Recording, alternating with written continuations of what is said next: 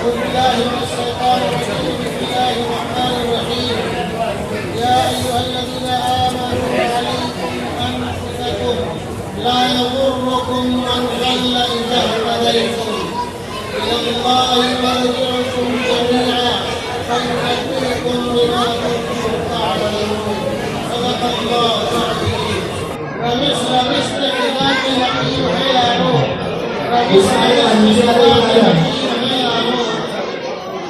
چمن بچاؤ کم آشنا کا وقت ہے. سب سے پہلی بات تو یہ ہے کہ بچوں کے مطالبے ان کی تقریر وغیرہ سن کر کے اندازہ ہوا کہ یہ مکتب بہت ہی عام شان کے ساتھ چل رہا ہے. مبارکباد اساتذہ کرام جنہوں نے اتنی محنت اور جانشانی کی کہ بچوں کا تلفظ بہت اچھا ہے، بچے اچھا بولتے ہیں، اچھا پڑھتے ہیں، بچوں کو دعائیں کلمہ اور نماز عبادت بہت ہی اچھے انداز سے آ رہے ہیں.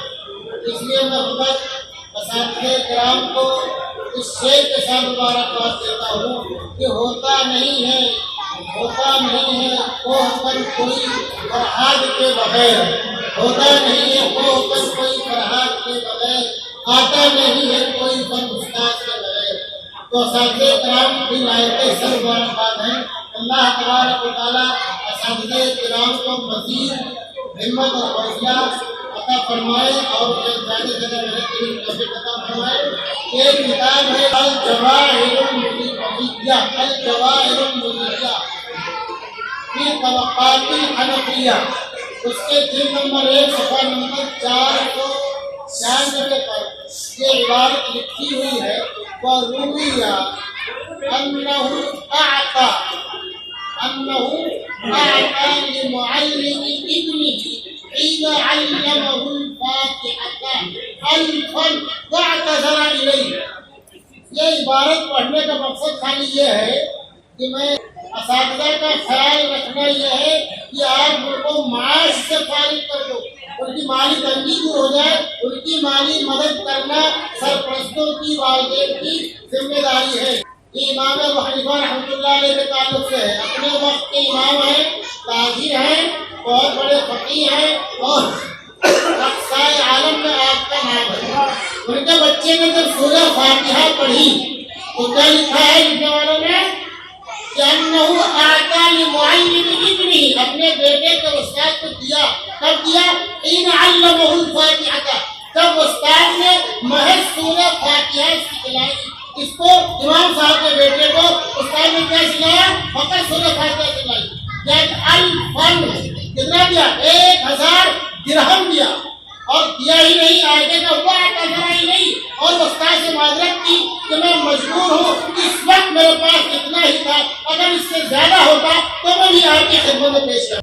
تو ہماری یہ ذمہ داری بنتی ہے کہ انتظامیہ کا بھی ہم تعاون کریں، لیکن اساتذہ کا ہم پورا خیال رکھیں.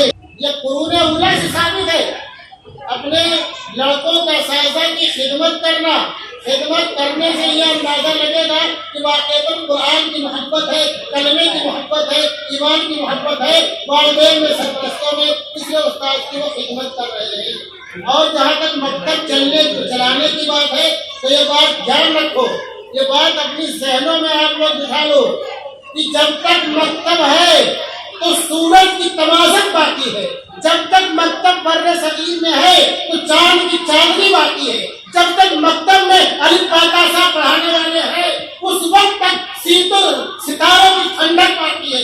جب تک مکتب میں لا الہ الا اللہ پڑھانے والے ہیں اس وقت تک یہ فضا میں ہواؤں کی نمی باقی ہے. جب تک مکتب میں لوگ اشہد ان لا الہ الا اللہ و اشہد ان محمد رسول اللہ پڑھانے والے ہیں اس وقت تک یہ زمین و آسمان کا نظام باقی ہے، یہ گردشیں لو لہر باقی ہے، یہ ماحول باقی ہے. دوستو مکتب کی اتنی اہمیت ہے، لیکن اس کے ساتھ ساتھ میں یہ کہوں گا اگر آپ یہ چاہتے ہیں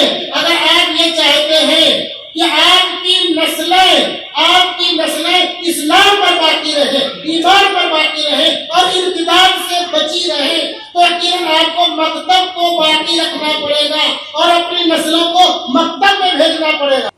اگر آپ مکتب میں نہیں بھیجتے ہیں اپنے بچوں کو، کوئی ٹیوشن کے لیے آتا ہے اچھی بات ہے، لیکن مجھے دادا نے بتایا کہ ہمارے پوتے نے 8 سال تک ایک ساتھ پڑھانے آتے تھے، ہمارے بچوں کو عربی 8 سال تک پڑھایا ہے، اس کو کلمہ تک نہیں یاد ہے۔ میں نے سنا اس کو اول کلمہ نہیں یاد تھا، اس کو پتہ نہیں سنا کیا ہے، اس کو پتہ ہی نہیں ہے جمعہ کی نماز کیا ہے، ظہر کیا ہے، فجر کیا ہے، عصر کیا ہے، مغرب کیا ہے۔ اگر اللہ نے آپ کو نوازا ہے، روپیہ پیسے سے نوازا ہے، جو روپیہ پیسہ آپ اپنے یہاں جناب کو، حافظ صاحب کو، مولانا صاحب کو بلا کر کے ٹیوشن پڑھا کر کے ان کو ہدیہ دیتے ہیں، وہ آپ مکتب میں بھیجیے، اس سے کئی گنا یہاں استاد کی خدمت کیجیے۔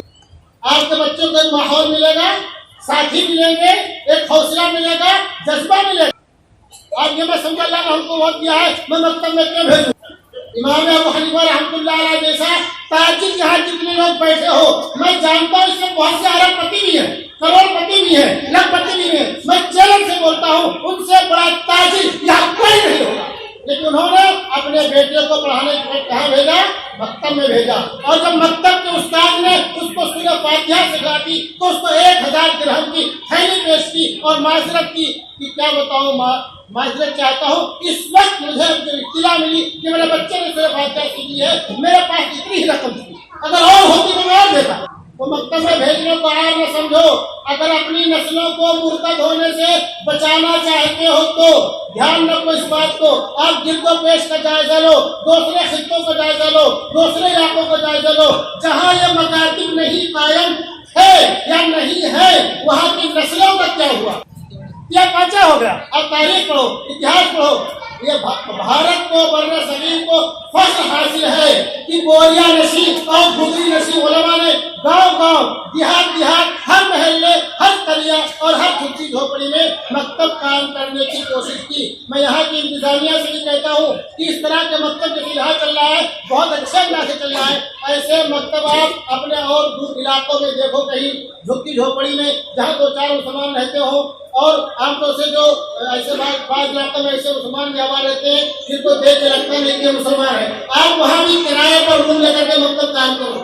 اگر 3 مسلمان ہیں، اس میں سے اگر ایک کے بچے نے کلمہ سیکھ لیا تو آپ کی مغفرت کے لیے کافی ہے، کم سے کم اس کی نسلیں تو سدھری رہیں گی۔ ابھی گزشتہ جو میرا پروگرام تھا تانے ولی ویسٹ میں، وہاں مہاڑا ایک علاقہ ہے گنیش نگر کے ادھر، ایک اس پوری سوسائٹی میں خالی 3 گھر مسلمانوں کے تھے، لیکن اللہ جو ہے برکت سے نوازے جماعت کے ساتھیوں کو ایک روم ان لوگوں نے بھاڑے پر لیا۔ بھاڑا کتنا ہے؟ رعایتی بھاڑا 10 سے 12 ہزار ہے، جو استاد ہے ان کی تنخواہ بھی 10-12 ہزار ہے۔ 3 روم خالی مسلمانوں کے ہیں، لیکن دور دور سے بچوں کو انہوں نے چنا، تو کوئی یہاں بسا ہے، کوئی وہاں بسا ہے، ایسے 28 بچے ہو گئے۔ کتنے بچے تھے؟ 28 بچے۔ اب وہ 28 بچے جو جمع کرتے ہو پڑھنے کے لیے، وہ کتنا بڑا کام کر رہے ہیں اس کو سوچ نہیں سکتے ہو۔ جو ایسے علاقے میں رہتا ہو جہاں جو ہے ایک ہی تو مسلمان ہو، وہ نسلیں کیسے اسلام پر باقی رہ پائیں گی؟ بڑا مشکل ہو گیا۔ مکتب ہے تو ان کو باندھ کر رکھے گا بچپنے سے۔ پھر جب جس میدان میں پروگرام ہوا، غیر مسلم بھائیوں نے میدان میں پورا انتظام کیا۔ میرا بیان ہو رہا تھا، اتفاق سے ایک آدمی پتہ نہیں کس بلڈنگ میں تھا، کہاں سے بھاگ کر کے آیا اور بیٹھ گیا کنارے، بات ملا الا کہا میں نے دیکھا تو میں خوش ہو گیا۔ تو میں نے کہا بہت اچھی بات ہے کہ مولانا کا نمبر لکھو، یہ مکتب ہے، میرے بچے کو یہاں بھیجنا، بہت خوشی کی بات ہے، میں بچے کو بھیجوں گا۔ پھر لوگوں نے ایک اور جگہ مکتب کے لیے جگہ بھاڑے پر لیا، تو ہمارے اندر یہاں کی انتظامیہ کی بہت مضبوط ہے، میں جانتا ہوں، اور بہت مضبوط ساتھی لوگ ہیں، اللہ نے نوازا ہے اور دین کا ملت کا ڈر رکھتے ہیں۔ میں ان سے درخواست کرتا ہوں کہ ایسے علاقوں کو آپ ڈھونڈیے اور اپنی ساکھ کو بڑھائیے، 2-4-6 کیجیے۔ اگر کسی محلے میں 2 گھر ہے تو بھی آپ وہاں روم بھاڑے پر لے کر کے مکتب شروع کر دو، اور انشاءاللہ دیکھو گے وہ مسلمان جن کو پتہ نہیں کہ مسلمان ہیں، دیکھ نہیں لگتا ہے، لیکن آہستہ آہستہ جو انشاءاللہ قریب آئیں گے ان کے بچے بھی کلمہ پڑھنے والے بن جائیں گے۔ بس آخر میں یہی کہتا ہوں، اس مکتب کی تعریف کے سلسلے میں خود کسی نے کہا ہے کہ دست معصوم کو لوح قلم دیتا ہے، دست معصوم کو لوح قلم دیتا ہے، نونہالوں کو قندیل حرم دیتا ہے، بانٹتا پھرتا ہے روشنی سورج کی طرح، بانٹتا پھرتا ہے روشنی سورج کی طرح، ڈوبتا ہے تو ستاروں کو جنم دیتا ہے، ہمارے